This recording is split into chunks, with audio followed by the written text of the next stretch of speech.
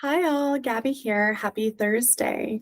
I am a master NLP practitioner, an EFT coach, and a law of assumption coach here at Create Your Future. And I am your guide as we dive every week into the law of assumption and how we can apply it to your life so you can get the life that you deserve.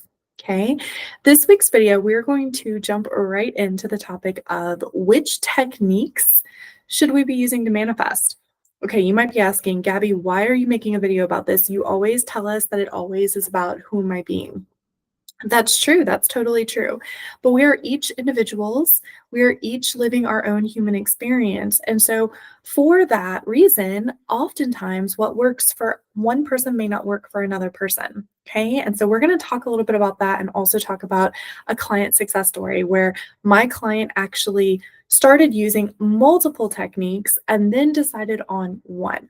Okay. And then I'm going to share a little bit of my own successes and my own journey as well, and why I have settled on asking myself, who am I being right now versus all the other techniques that you've seen out there. Okay. So first, let's dive into my client success. Okay. So I have been working with a client for a while now, for actually quite a while, since before the holidays, the winter holidays here in the US. And my client specifically was looking to manifest SP back. So someone that they had been with before, that they had broken up with and were in no contact with. Also was looking to manifest a new home in a very desired neighborhood, one that actually was more costly than where they were currently living, and was actually looking to manifest a new job. So 3 different manifestations my client was working on, okay? So my client came to me because she had been focusing on using one type of technique. The technique that she was using was robotic affirming.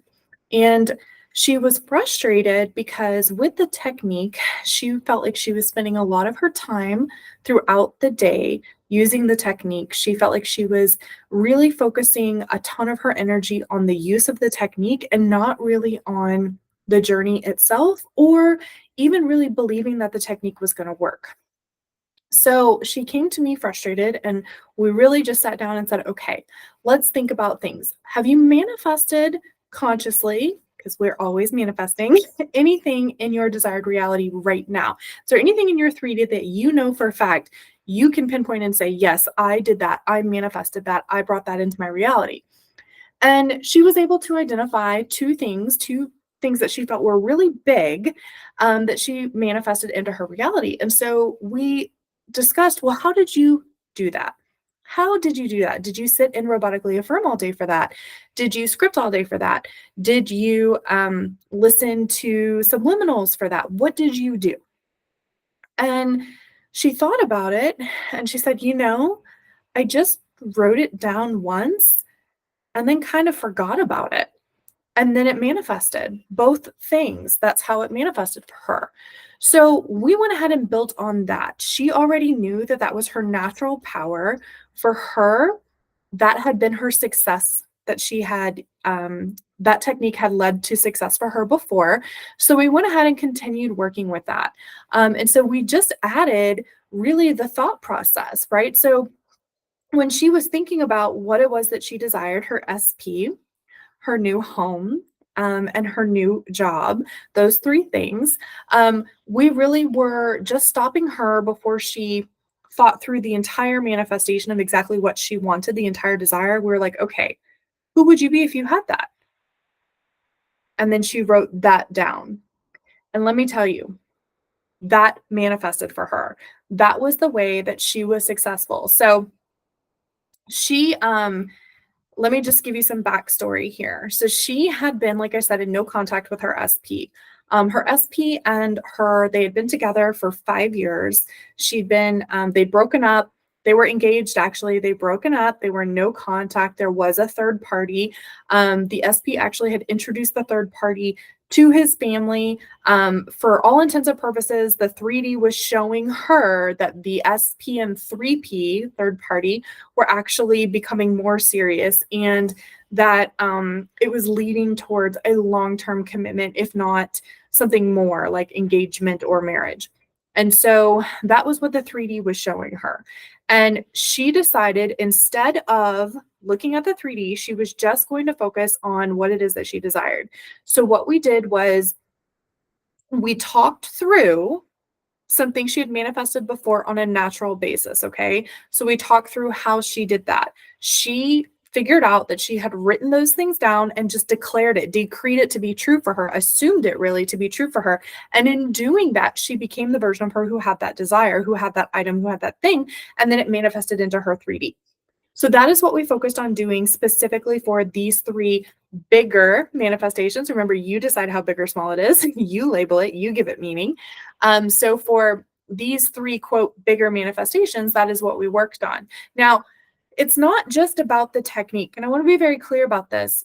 You really do need to see what story or what is the why behind not having what you want right now. So if you ask yourself, why do I not have this right now? Why am I not in a committed relationship with my SP? Why am I not living in the house of my dreams in the neighborhood that I want? Why do I not have the job that I want? So we worked on that as well. And when you ask yourself why, that leads you to uncovering your story, right? And you really need to change your story in order to really be able to step into the version of you who already has your desire. Okay. So it's kind of a 2-pronged process. So when we started working together and we were asking her, I was talking with her and I was like, okay, so why do you not have your desire? What is it that's preventing you from having your desire? And she didn't actually mention the 3D. Instead, she just said, well, because we're in no contact. I said, oh, well, if you were the version of you who is in a committed relationship, would you be thinking about you two being in no contact? Would that even cross your mind? Would you even consider no contact as being part of your reality? And she said, I wouldn't actually. If I were in a committed relationship with my SP right now, and I was the one that was moving in with him, I was the one that was being introduced to his family, no contact wouldn't even be part of the equation. And I said, isn't that ironic? So if no contact is not part of the equation, why are we focusing on that? Why are we saying we are in no contact? And then she began to think about, oh, well, what would I be instead? If I wasn't in no contact, what would I be? Oh, well, I would be in constant contact. Not only constant contact, but it would be secure, confident contact. I would feel content. I would think that, oh, it's just normal for me to get a text message. Or if he doesn't respond to my text message in a little bit, like an hour or 2, oh, well, that's just normal. Like, I'm going to talk to him later. We're together. It doesn't matter.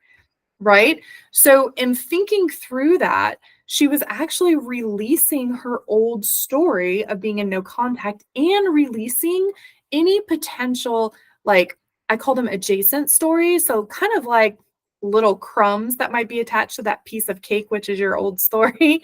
Any kind of old crumbs that could also potentially be attached to that. So for instance, anxiety around, well, why haven't I heard from him? Right? Also anxiety around, why isn't it here yet? So those pieces in and of themselves are attached to that old story. And so we started working through that. And every week when we met, that was what we were talking about. We would talk about, okay, so where's your mind been? Okay, so why are you not in your desired relationship right now? And as we asked that question, new things would come up. And as new things come up, those are new stories that are surfacing that we then need to create a different story for, right? We need to no longer accept those old stories as true for us, and we need to create the story that we do want. And in doing that, she was able to actually utilize her favorite technique, was just writing it down or scripting. And in doing that, she would script it and then she would kind of go about her day. And then whenever she kind of caught herself thinking about the current 3D reality or her human experience of what she doesn't want, she would then go in and script her God self experience of what she does want. And then ask herself again, okay, wait a minute. So who would I be if I had this? Oh, this is what I would write down. Okay. So that's how that works. You can use who am I being with any technique that you want. What's really important is using the techniques, which are just tools in your toolbox, that work best for you. Okay. So prime example, I'm just going to show you guys. I am a really big scripter. Actually, let me change that. My story used to be that I would script everything. I now write down what I call, and you all know this because I've talked to you about this before in my videos, my manifestation list. So I write down things that I'm manifesting and they manifest. But for 2023,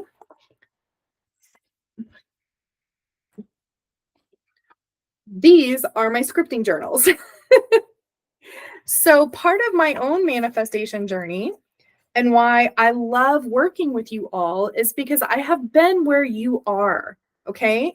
In 2023, and I will do another video about this later, but in 2023, I was scripting exactly what I wanted in my relationship with my SP. I was scripting. So this entire one is about SP. This entire one is about what I want for my personal and professional life, specifically like how much money I want to make and things like that. These are SP. Both of these are SP. These are SP. This is new car. This is my scripting journal for April of 2023. Okay.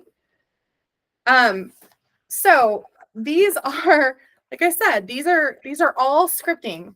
And I used to script every single day. Every single day. I would script as often as I needed to, as often as I needed the story to release the old story and to remind myself of the new story, I would do that. So very similar to how some people may use affirmations, some people may use robotic affirming, some people may listen to subliminals or listen to their affirmations on repeat. Some people may use SATs. This is what I did. I scripted. And I finally got to the point where I realized the power that I have isn't in the technique of the scripting, right? It's actually in my decision to assume that what I'm writing down is true for me. And if that is where my power lies, then do I have to write it down? So for me, I was able to move away from scripting as a technique. Now, I still will use techniques depending upon what I'm manifesting, depending upon how I'm feeling. But really at the core of it, it's really about realizing, okay, well, who would I be if I had my desire? And why do I not have my desire in the 3D right now? Right? The why tells me the story or the block or the limiting belief as to why it's not here yet, which gives me an opportunity to correct that story or to wipe over that limiting belief or to kind of trudge through that and ask myself further, why? And then the who am I being actually gives me a very crisp view of who would I be if I had my desire? Who would I be if I had exactly what I want? What would I be thinking? Would I even be worried about some of these things? Okay.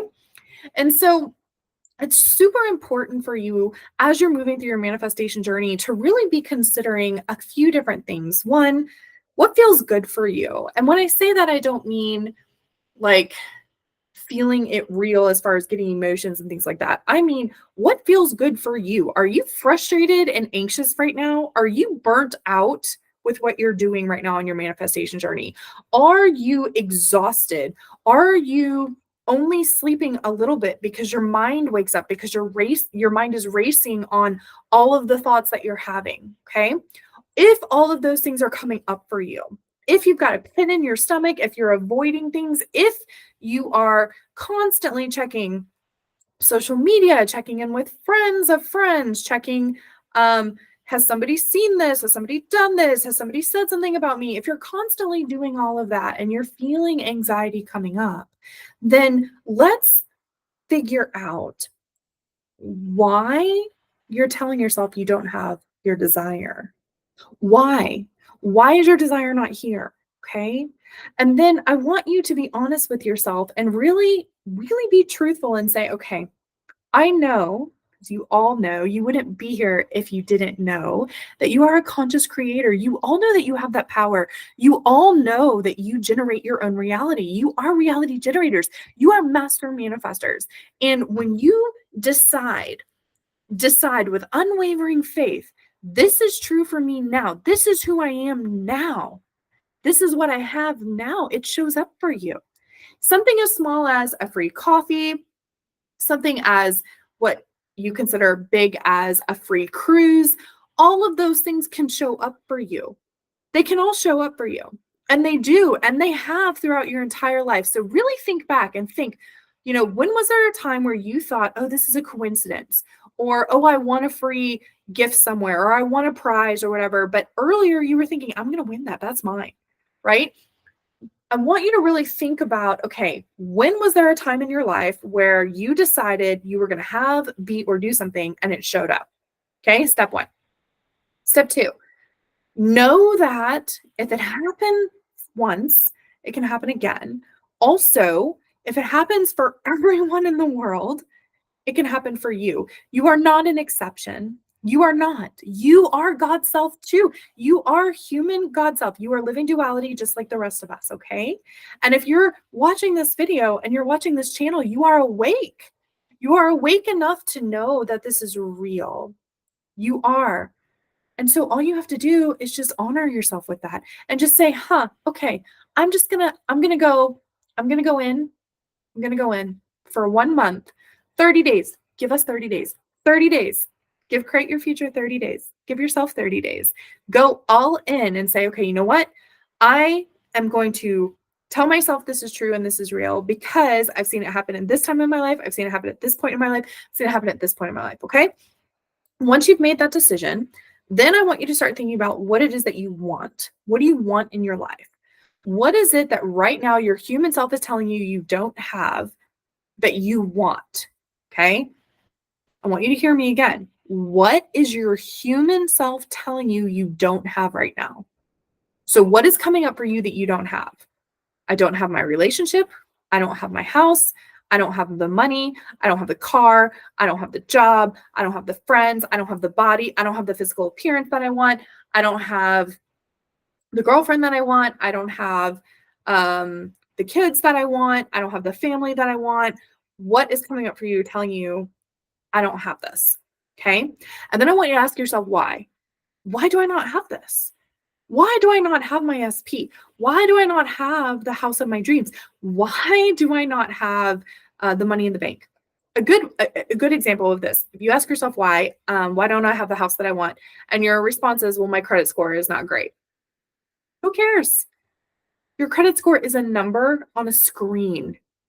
Literally, it's digital. It's in this world of ethereal digital reality, right? It's literally in a digital universe. That tells you there's more than one universe. And if that tells you there's more than one universe, then that also tells you that this multiversal phenomenon or theory or law is real. Because you can actually move between realities, right? A digital reality and a 3D reality, a 2D reality and a 3D reality, right? Okay. So, sorry, side tangent. So ask yourself why you don't have it. Okay. And then I want you to ask yourself, well, who would I be if I had it? And really think about this and be honest with yourself. Am I showing up right now as the version of me who has my desire? So I'm going to give you a quick example from one of my clients. I have a client who is working right now on manifesting SP. And when we meet, the very first thing this client says to me every single session is, I'm doing the work. Why isn't it here yet?